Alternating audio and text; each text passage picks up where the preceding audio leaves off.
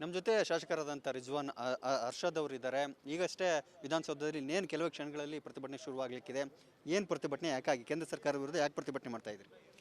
ನೋಡಿ, ಬರ ಪೀಡಿತ ಪ್ರದೇಶ ಕಳೆದ 10 ತಿಂಗಳಿಂದ ಒಂದು ಹನಿ ನೀರು ಬಿದ್ದಿಲ್ಲ, ಮಳೆ ಆಗಿಲ್ಲ. ಹೋದ ವರ್ಷದಿಂದ ನಾವು ಬರವನ್ನು ಕಾಣ್ತಾ ಇದ್ದೀವಿ. 90% ಕರ್ನಾಟಕದ 90% ಭಾಗ ಬರ ಪೀಡಿತವಾಗಿದೆ. ರೈತರು ಸಂಕಷ್ಟದಲ್ಲಿದ್ದಾರೆ, ಸಾಮಾನ್ಯ ಜನ ಸಂಕಷ್ಟದಲ್ಲಿದ್ದಾರೆ. ಸಾವಿರಾರು ಕೋಟಿಯ ನಷ್ಟ ನಮಗಾಗಿದೆ.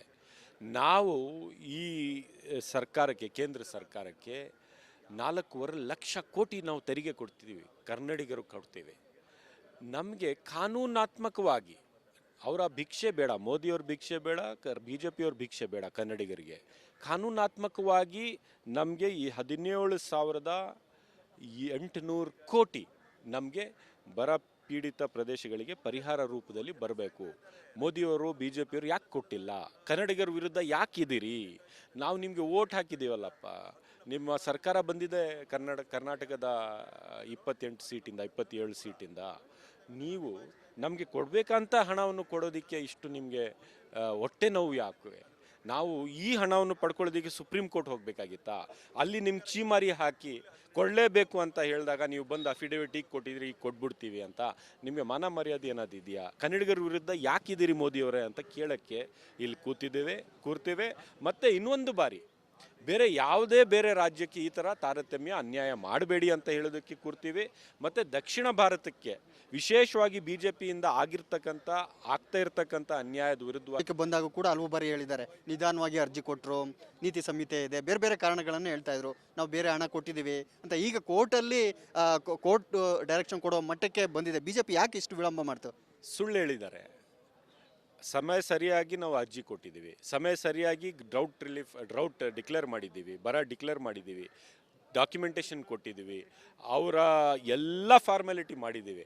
ಅವ್ರಿಗೆ ಮನಸ್ಸಿಲ್ಲ. ಕರ್ನಾಟಕಕ್ಕೆ, ದಕ್ಷಿಣ ಭಾರತಕ್ಕೆ 1 ರೂಪಾಯಿ ಕೊಡಬೇಕಾದ್ರೂ ಮೋದಿಯವ್ರಿಗೆ, BJP ಅವ್ರಿಗೆ ಮನಸ್ಸಿಲ್ಲ. ಇಷ್ಟ ನಾನು ಹೇಳ್ಬೋದು. ಈಗ ಮೋದಿಯವರು ಭಾಷಣದಲ್ಲಿ ಮೊನ್ನೆ 2 ಭಾಷಣಗಳು ನೀಡಿದಿರಿ.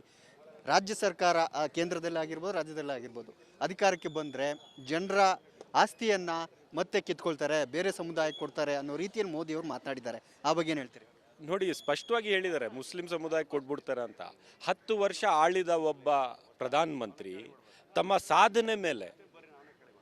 ಸಾಧನೆ ಮೇಲೆ ವೋಟ್ ಕೇಳದೆ ನಿಮ್ಮ ಆಸ್ತಿ ತೊಗೊಂಡು ಮುಸ್ಲಿಮ್ರು ಕೊಡ್ತಾರೆ ಅಂತ ಹೇಳಿದಾಗ ನಾವು ಏನು ಅರ್ಥ ಮಾಡ್ಕೋಬೇಕು ಅಂದರೆ 10 ವರ್ಷದ ಯಾವುದೇ ಸಾಧನೆ ಇಲ್ಲ, ಶೂನ್ಯ. ಇದು ಒಬ್ಬ ಪ್ರಧಾನಮಂತ್ರಿಗೆ ಅಷ್ಟು ಕಾನ್ಫಿಡೆನ್ಸ್ ಇಲ್ವಾ? ನಾವು 10 ವರ್ಷದಲ್ಲಿ ಇಷ್ಟೆಲ್ಲ ಮಾಡಿದ್ದೀವಿ, ನಿಮ್ಮ ಜೀವನ ಸರಳ ಮಾಡಿದ್ದೀವಿ, ವೋಟ್ ಕೊಡಿ ಅಂತ. ಅವ್ರಿಗೆ ಗೊತ್ತಿದೆ ಜನರ ಜೀವನ ಸರಳವಾಗಿಲ್ಲ.